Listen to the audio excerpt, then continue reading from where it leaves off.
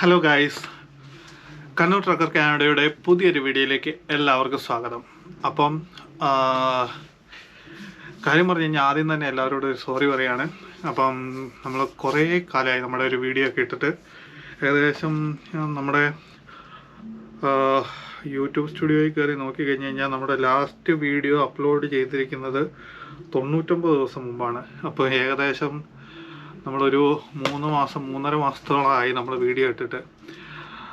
അപ്പം നമ്മൾ എന്താണ് പറയുക, കുറേ തിരക്കും കാര്യങ്ങളൊക്കെ ആയിട്ട് നമ്മളിങ്ങനെ കുറച്ച് ബിസി ആയിരുന്നു. അപ്പം വീഡിയോ പിടിക്കാനും എഡിറ്റ് ചെയ്യാനുള്ള കാര്യങ്ങളൊന്നും നമുക്കൊരു സമയം കാര്യമൊന്നും കിട്ടുന്നില്ലായിരുന്നു. അപ്പം അതിനെപ്പറ്റിയൊക്കെ ഒന്നും പറയാനും, അപ്പോൾ നമ്മൾ പൂർവാധികം ശക്തിയോടുകൂടി ഇനി നമ്മൾ പയ്യെ വീഡിയോകളൊക്കെ ഇട്ട് തുടങ്ങുകയാണ്. അപ്പം നേരത്തെ സപ്പോർട്ട് ചെയ്ത പോലെ എല്ലാവരും ഇനിയും സപ്പോർട്ട് ചെയ്യാം. അപ്പം നമ്മുടെ യൂട്യൂബിലെ നമ്മുടെ സബ്സ്ക്രൈബേഴ്സ്, നമ്മുടെ കുറേ ഫ്രണ്ട്സ് നമുക്ക് ഇങ്ങനെ മെസ്സേജ് അയച്ച് ചോദിക്കുന്നുണ്ടായിരുന്നു ഇൻസ്റ്റാഗ്രാമിലൊക്കെ ആയിട്ട്. അപ്പം ഞാനിങ്ങനെ അവരോടിങ്ങനെ കാര്യങ്ങൾ കുറച്ച് പേരോട് ഇങ്ങനെ പറയുന്നുണ്ടായിരുന്നു എന്തൊക്കെയാണ് സംഭവിക്കുന്നതെന്ന്. അപ്പോൾ എന്തായാലും ഞാനൊരു വീഡിയോ ആയിട്ട് അങ്ങ് എടുത്ത് എല്ലാവർക്കും അങ്ങ് എക്സ്പ്ലെയിൻ ചെയ്യാമെന്ന് വിചാരിച്ചു. അപ്പം എന്താണ് ഇങ്ങനെ കുറേ ദിവസമായിട്ട് വീഡിയോ ഇല്ലാത്തതെന്ന് പറഞ്ഞു കഴിഞ്ഞാൽ, ഒന്നാമത്തെ കാര്യം, നിങ്ങളെല്ലാവരും ആ ഒരു വീഡിയോ കണ്ടു തരുന്നതായിരിക്കും, നമ്മുടെ ആ ഒരു പുതിയ വണ്ടി എടുത്ത കാര്യം. അപ്പം ആ വണ്ടി നമ്മൾ പിന്നെ ഏകദേശം കുറച്ച് കാലം നമ്മൾ അവിടെ വെച്ചിരിക്കുകയായിരുന്നു, അതിൻ്റെ രജിസ്ട്രേഷനും കാര്യങ്ങളൊക്കെ ആയിട്ട്. അപ്പോൾ അത് നമ്മുടെ ഒരു ചേട്ടൻ്റെ വീട്ടിൽ. അപ്പോൾ അത് കഴിഞ്ഞിട്ട് നമ്മൾ വണ്ടി രജിസ്റ്റർ ചെയ്യലും കാര്യങ്ങളൊക്കെ ആയിരുന്നു. അപ്പം വണ്ടി രജിസ്റ്റർ ചെയ്തു. അപ്പം അത് കഴിഞ്ഞിട്ട് വണ്ടിയുടെ വെഞ്ചിരിപ്പും കാര്യങ്ങളൊക്കെ ആയിരുന്നു. അപ്പം ആ വെഞ്ചിരിപ്പിൻ്റെ വീഡിയോയും കാര്യങ്ങളൊക്കെ നമ്മൾ സെപ്പറേറ്റ് ആയിട്ട് ഇനിയിപ്പോൾ ഇടുന്നില്ല. അപ്പം നമ്മൾ ഇതിൻ്റെ കൂട്ടത്തിൽ തന്നെ അങ്ങോട്ട് ഇടുകയാണ്. അപ്പം ആ വെഞ്ചിരിപ്പിൻ്റെ കുറച്ച് വീഡിയോ ക്ലിപ്പും കാര്യങ്ങളൊക്കെ ഉണ്ട്. അപ്പം അത് ഞാനിപ്പം പ്ലേ ചെയ്യാം. അപ്പം നിങ്ങൾ അതൊക്കെ ഒന്ന് പോയി കണ്ടിട്ട് വാ.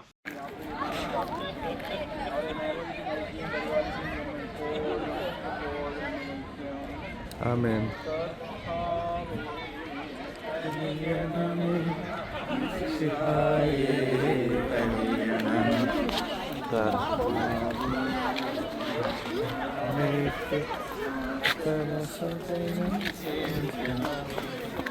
സ്വർഗപിതാവാം സകലേശ ദിവ്യാനുഗ്രഹമേകണമേ, നരരക്ഷകനാം യേശുഹായേ ദിവ്യാനുഗ്രഹമേകണമേ.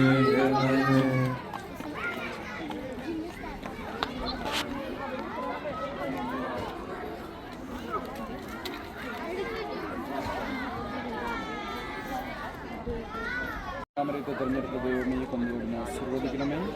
മിശിഹായുടെ ജീവിതത്തെയും മരണത്തെയും മകനമായ ഉത്ഥാനത്തെയും പറ്റി ചിന്തിച്ചുകൊണ്ട് ജീവിതം നവീകരിക്കുവാൻ ഇത് ഞങ്ങളെ സഹായിക്കട്ടെ. സന്തോഷത്തിനും ദുഃഖത്തിനും സമയത്ത് ജീവിക്കാൻ ഞങ്ങളെ പഠിപ്പിക്കണം. പിതാവിനും പരിശുദ്ധാത്മാവായ സർവ്വേശ്വരനും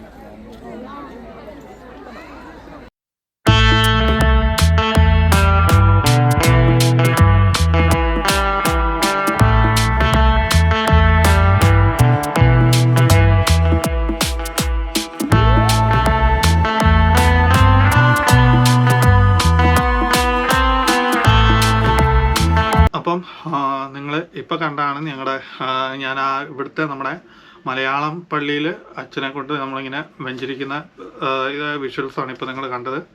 അപ്പോൾ അന്ന് നമ്മുടെ ചേട്ടന്മാരൊക്കെ ഉണ്ടായിരുന്നു. നമ്മുടെ ആദ്യക്കൂട്ടത്തിലുള്ള അനൂപേട്ടൻ്റെ വീട്ടിലാണ് നമ്മൾ വണ്ടി വച്ചതും കാര്യങ്ങളൊക്കെ. അപ്പം അങ്ങനെ അതൊക്കെയായിരുന്നു ഒരാഴ്ചത്തെ പരിപാടിയും കാര്യങ്ങളൊക്കെ. പിന്നെ അത് കഴിഞ്ഞിട്ടുള്ള ഒരു പരിപാടി എന്ന് പറഞ്ഞു കഴിഞ്ഞാൽ, നമ്മുടെ ഒരു പാർട്ടി നടത്തിയായിരുന്നു. നമ്മുടെ ചേട്ടന്മാർക്ക് എല്ലാവർക്കും കൂടെ വെച്ചിട്ട് നമ്മുടേതായ കുറച്ച് നമ്മുടെ ക്ലോസ് ആയിട്ടുള്ള കുറച്ച് ചേട്ടന്മാരുണ്ടായിരുന്നു. അപ്പം ജസ്റ്റ് ബാച്ചിലർ പാർട്ടി പോലെ ജസ്റ്റ് നമ്മുടെ ചേട്ടന്മാർക്ക് എല്ലാവർക്കും കൂടെ ഒരു പാർട്ടി വെച്ചായിരുന്നു. അപ്പം ഞാൻ ഇതിന് മുമ്പത്തെ വീഡിയോ പറഞ്ഞ പോലെ, ഒന്ന് ഞാൻ വണ്ടി എടുത്തതിൻ്റെ, ഒന്ന് പിന്നെ PR ആയതിൻ്റെ, പിന്നെ ഞാൻ അമ്മാവനായതിൻ്റെ എല്ലാം കൂടെ പ്രമാണിച്ച് നമ്മൾ ഒരു ചെറുതായിട്ടൊരു പാർട്ടി നടത്തി നമ്മുടെ ഒരു ചേട്ടൻ്റെ വീട്ടിലെ ബേസ്മെൻറ്റിൽ തന്നെ. അപ്പോൾ നമ്മൾ കുറച്ച് നല്ല ക്ലോസ് ആയിട്ടുള്ള ചായന്മാരൊക്കെ വന്നായിരുന്നു. അപ്പം അതിൻ്റെ ഒരു അധികം ഞാനങ്ങനെ പടം പുറത്ത് വിടുന്നില്ല. അപ്പം അതിൻ്റെ ഒരു ഫോട്ടോ ആണ് ഞാൻ ഇതിന് ശേഷം കാണിക്കാൻ വന്നത്. വീഡിയോ ഉണ്ട്, പക്ഷേ അതൊക്കെ ഇങ്ങനെ കാണിക്കാൻ പറ്റില്ല. അപ്പം അതിൻ്റെ ഒരു ഫോട്ടോ ഞാനിപ്പോൾ നമ്മൾ പറയുന്നതിൻ്റെ കൂട്ടത്തിൽ തന്നെ ഞാൻ സൈഡിൽ ഇങ്ങനെ അറ്റാച്ച് ചെയ്യാം, അല്ലെങ്കിൽ ഇതിന് ശേഷം ഒരു ഗ്യാപ്പ് ഇട്ടിട്ട് ഞാൻ ഫോട്ടോ ഞാൻ അറ്റാച്ച് ചെയ്തോളാം. അപ്പം അതാണ് ഒരാഴ്ചത്തെ കാര്യം ഉണ്ടായിരുന്നത്.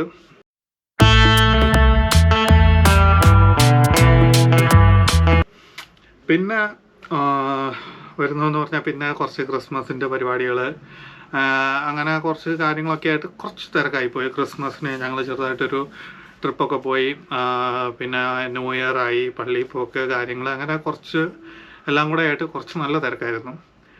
അപ്പം അതിൻ്റെ കൂട്ടത്തിൽ തന്നെ എന്ന് പറഞ്ഞു കഴിഞ്ഞാൽ നമ്മുടെ ഒരു ലൈക്ക് ഒരു ലൈഫിലൊരു മേജർ ഒരു ഷിഫ്റ്റ് വരുന്ന സമയമല്ല ഷിഫ്റ്റിലോട്ട് ഞാനിങ്ങനെ മാറിക്കൊണ്ടിരിക്കുകയാണ്. എന്താണെന്ന് പറഞ്ഞു കഴിഞ്ഞാൽ ഞാനിങ്ങനെ നമ്മുടെ ട്രക്കിങ്, ലോങ് ഹോൾ ട്രക്കിങ് ഞാനൊരു ബ്രേക്ക് എടുക്കുകയാണ്. എന്ന് വെച്ചാൽ കംപ്ലീറ്റ്ലി നിർത്തുകയല്ല, നമ്മൾ ഒരു ബ്രേക്ക് എടുക്കുകയാണ്. അപ്പം ഞാനിങ്ങനെ ഇനിയിപ്പം അങ്ങനെ ലോങ് ആയിട്ട് ഇങ്ങനെ 5 ദിവസത്തേനോ 6 ദിവസത്തേനോ ഉള്ള ടൈപ്പ് പോക്കുകളല്ല, ഞാനിങ്ങനെ ഡെയിലി വീട്ടിൽ വരുന്ന ടൈപ്പ് പോക്കുകളാണ് ഞാനിനി നോക്കുന്നത്. അപ്പം നമ്മൾ അതിനു വേണ്ടി ഇങ്ങനെ നോക്കുമായിരുന്നു. അപ്പം നമ്മുടെ ഓൾറെഡി PR കാര്യങ്ങളൊക്കെ കിട്ടി.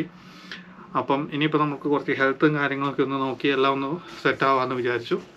അപ്പം അതിനു വേണ്ടി ഞാനിങ്ങനെ നമ്മുടെ ഇവിടെ തന്നെ ഉള്ളൊരു കമ്പനിയിൽ നമ്മൾ ഇത്രയും കാലം വർക്ക് ചെയ്തുകൊണ്ടിരുന്ന നമുക്ക് വീഡിയോ കാണുന്നവർക്ക് അറിയാൻ പറ്റും.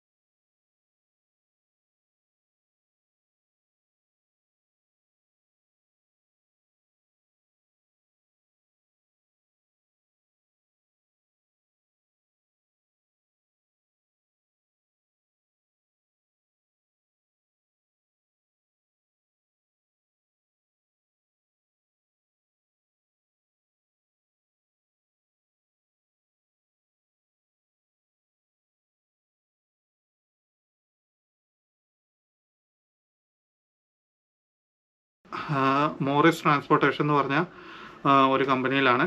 നിങ്ങൾ നമ്മുടെ വീഡിയോയിലെല്ലാം ട്രക്കിൻ്റെ സൈഡിലൊക്കെ പേര് കണ്ടിട്ടുണ്ടാവും. അപ്പം അത് വിൻസറിൽ തന്നെയുള്ള ഒരു കമ്പനിയാണ്, കനേഡിയൻ്റെ കമ്പനിയാണ്. അപ്പം ഞാനിങ്ങനെ നോക്കി കഴിഞ്ഞ് കഴിഞ്ഞപ്പോൾ നമ്മളെ വേണമെങ്കിൽ ആ കമ്പനിയിൽ തന്നെ എനിക്ക് മറ്റേ ഷോർട്ട് ഹോളിലോട്ട് മാറാൻ പറ്റും, എന്ന് വെച്ചാൽ ഡെയിലി വീട്ടിൽ വരുന്ന ടൈപ്പ്.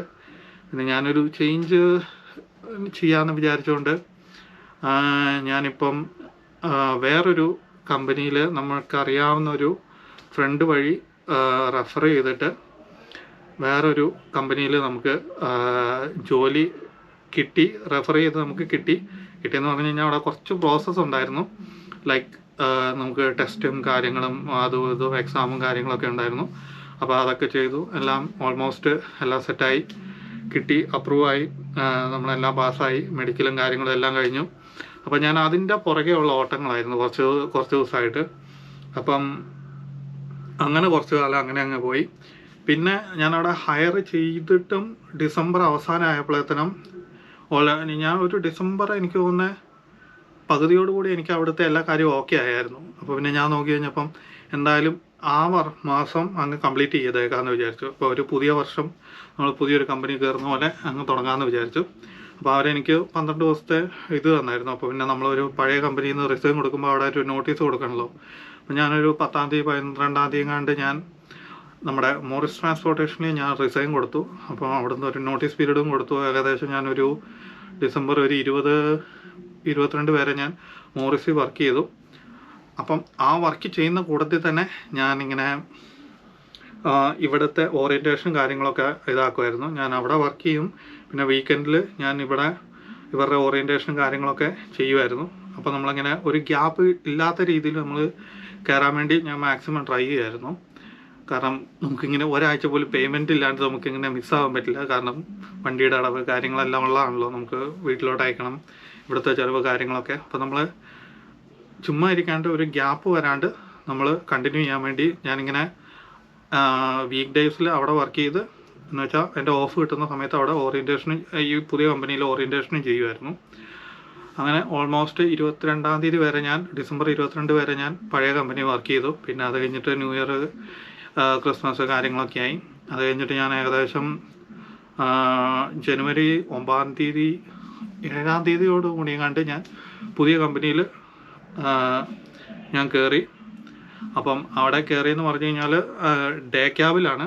ഡേ ക്യാബ് എന്ന് പറഞ്ഞു കഴിഞ്ഞാൽ ഞാൻ പിന്നെ വണ്ടിയുടെ ഫോട്ടോ ഞാനിപ്പം ഇപ്പോൾ സംസാരിക്കുന്ന ഈ വീഡിയോയുടെ താഴെ തന്നെ ഞാൻ കാണിച്ചു തരാം.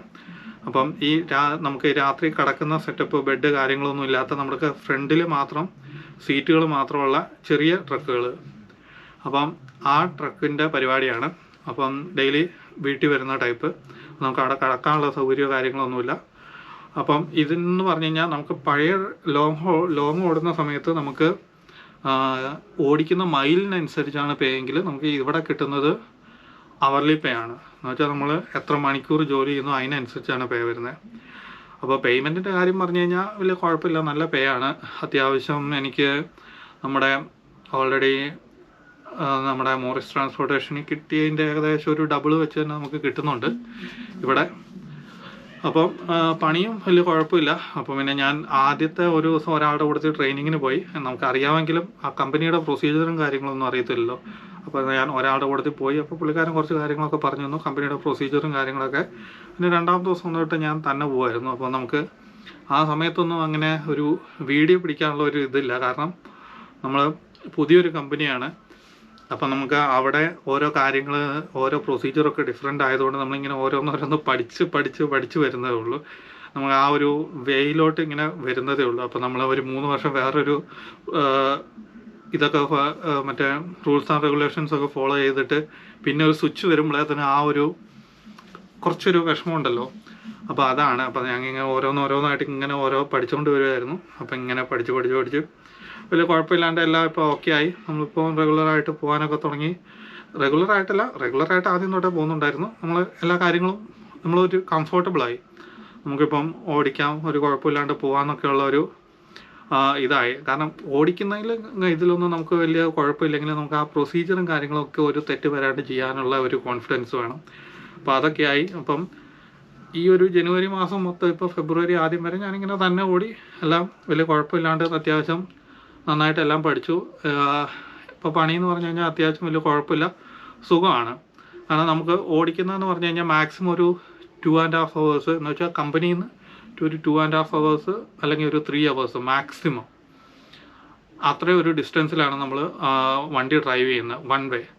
അപ്പോൾ തിരിച്ചും കൂടെ ആകുമ്പോഴത്തേനും 3 + 3 6 ആവും. ഒരു 6 മണിക്കൂർ ഡ്രൈവ്. പിന്നെ അവിടുത്തെ വെയിറ്റിങ്, ഇവിടുത്തെ ഇൻസ്പെക്ഷൻ, ബോർഡർ ക്രോസിങ്, ഇതൊക്കെ ആയിട്ട് നമുക്ക് എന്തായാലും ഒരു ദിവസം ഏകദേശം ഒരു മിനിമം 10 to 12 hours നമുക്ക് അവർലി നമുക്ക് ഒരു ദിവസം അവറായിട്ട് കിട്ടും. അപ്പോൾ അങ്ങനെ ബൈ വീക്കിലി പേ വലിയ കുഴപ്പമില്ല. പിന്നെ എന്താണ് ഈ കമ്പനിയുടെ ഒരു പ്രത്യേകത എന്ന് പറഞ്ഞു കഴിഞ്ഞാൽ ഏകദേശം നമ്മുടെ ഒരു ഇന്ത്യൻ ഓൺഡ് കമ്പനിയാണ്. നമ്മുടെ നോർത്ത് ഇന്ത്യൻ ആയ ഒന്നല്ല 2 പേരുള്ള ഒരു ഓണേഴ്സാണ്, ബ്രദേഴ്സായിട്ടുള്ള ഓണേഴ്സാണ്. അത്യാവശ്യം വലിയ കമ്പനിയാണ്. ഒരു 10-60 ട്രക്കോളം ഉണ്ട്.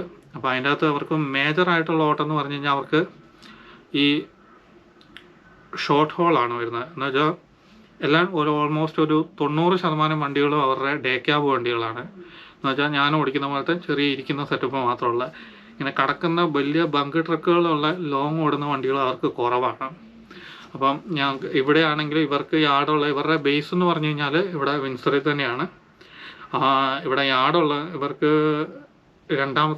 രണ്ടാമത്തെ സെക്കൻഡറി ബേസ് എന്ന് പറഞ്ഞു കഴിഞ്ഞാൽ ബ്രാംപ്ടൺ ഒണ്ടാരിയോ ആണ്, എന്ന് വെച്ചാൽ ടൊറൻറ്റോയിൽ.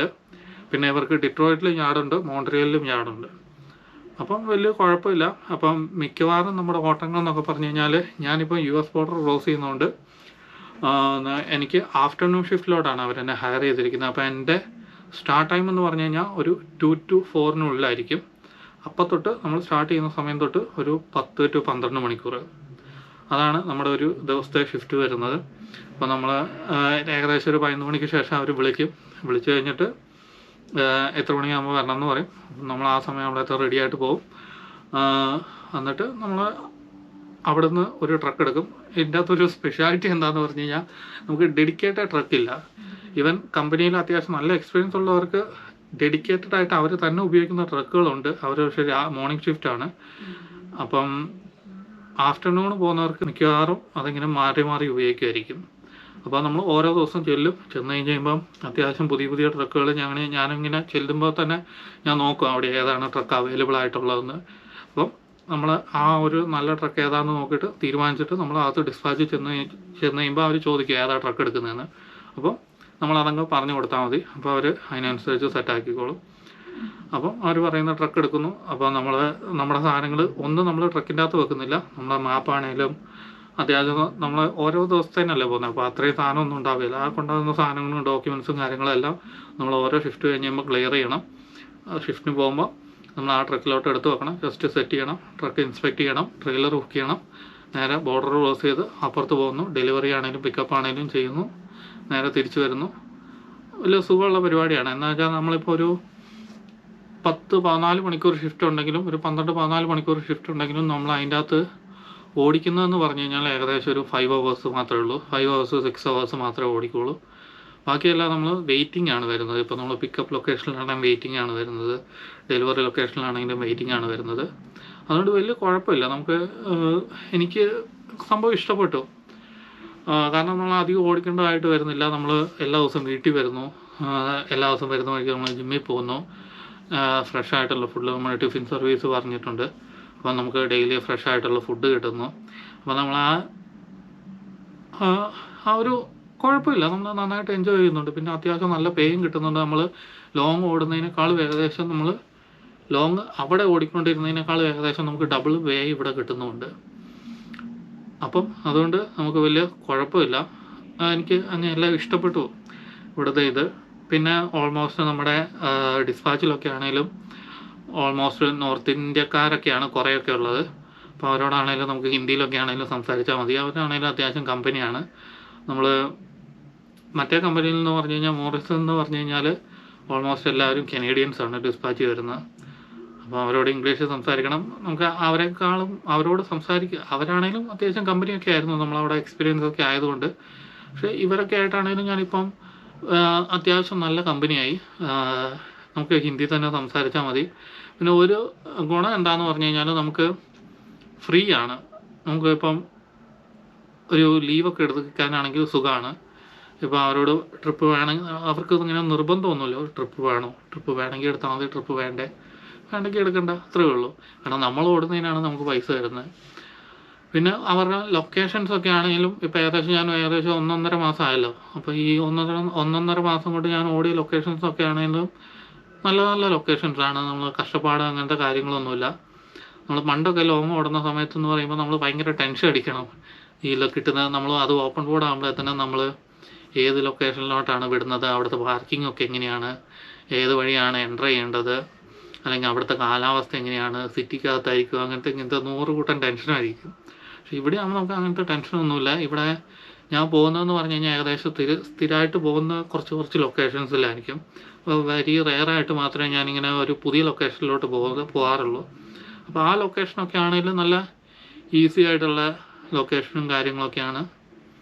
പിന്നെ അത്യാവശ്യം വലിയ കുഴപ്പമില്ല, നമുക്ക് കംഫർട്ടബിളാണ് വർക്ക് ചെയ്യാൻ വേണ്ടി. അപ്പം ഇതും ഞാൻ എൻജോയ് ചെയ്യുന്നു. ഇപ്പോൾ ഇങ്ങനെ നന്നായിട്ടൊന്ന് എൻജോയ് ചെയ്ത് വരുന്നുണ്ട്. അപ്പോൾ നമ്മുടെ ആ ഒരു ലൈഫിൽ ഒരു മൊത്തത്തിൽ ഒരു ടേണിംഗ് പോയിൻ്റാണ് ഇപ്പോൾ ഇത് വരുന്നത്. ഞാനിപ്പോൾ ഇതിപ്പം തൽക്കാലത്തേക്കുള്ള ഒരു ഓപ്ഷനായിട്ടാണ് ഞാൻ കരുതുന്നത്. കാരണം ഞാൻ എന്തായാലും ലോങ് ഹോൾ അങ്ങനെ മൊത്തത്തിൽ വിടാൻ ഞാൻ പ്ലാൻ ചെയ്തിട്ടില്ല. എനിവേ എനിക്ക് എന്നാലും തിരിച്ചു പോകണം ലോങ് ഹോളിലോട്ട്. അപ്പം ഇതും ഒരു ട്രക്കിംഗ് ലൈഫിൻ്റെ ഭാഗമാണ്. വലിയ കുഴപ്പമില്ല. നമുക്ക് വേറൊരു രീതിയിലുള്ള ട്രക്കിംഗ് ലൈഫാണ്. പ്രോപ്പർ ഒരു ട്രക്കിംഗ് ലൈഫ് എന്ന് പറഞ്ഞു കഴിഞ്ഞാൽ നമ്മൾ മറ്റേത് തന്നെ നമ്മളെ ലോങ് ഓടുന്നത്, ഇങ്ങനെ രാവിലെ തൊട്ട് വൈകുന്നേരം വരെ ഓടുന്നത്, ഇങ്ങനെ എവിടെയെങ്കിലുമൊക്കെ നല്ല പാർക്കിംഗ് കണ്ടുപിടിക്കുന്ന അവിടെ കിടക്കുന്നു, കർട്ടൻ ഇടുന്നു, നമ്മൾ സിനിമ കാണുന്നു, കുക്ക് ചെയ്യുന്നു, അതിൻ്റെ അകത്ത് തന്നെ കിടക്കുന്നു. അതെന്ന് പറഞ്ഞു കഴിഞ്ഞാൽ അത് വേറൊരു കംപ്ലീറ്റ്ലി ഡിഫറെൻറ്റ് ലൈഫാണ്. അത് ഞാനിപ്പോൾ ഇടയ്ക്ക് മിസ് ചെയ്യലുണ്ട്. ഇതാകുമ്പം വേറെ ഇതും എന്ന് പറഞ്ഞു കഴിയുമ്പം കുറച്ച് അത്യാവശ്യം നല്ല പേയും ഉണ്ട്. ഡെയിലി വീട്ടിൽ വരാം, ജിമ്മിൽ പോവാം, നല്ല ഫുഡ് കഴിക്കാം. ഈ നമ്മൾ ലോങ് ഓടുമ്പോൾ നമ്മളിങ്ങനെ ചൂടാക്കി കഴിക്കുന്ന പോലെ അങ്ങനെ കഴിക്കേണ്ട ആവശ്യമില്ല. ഡെയിലി ഫ്രഷ് ആയിട്ടുള്ള ഫുഡ് കഴിക്കാം. നമുക്ക് ആരോഗ്യം കുറച്ച് നോക്കാൻ പറ്റുന്നുണ്ട്. അപ്പം അതൊക്കെയാണ് ഞാനിങ്ങനെ ഇതിലോട്ട് കുറച്ച് സ്വിച്ച് ചെയ്തൊന്ന് മാറാൻ ഒരു കാര്യം.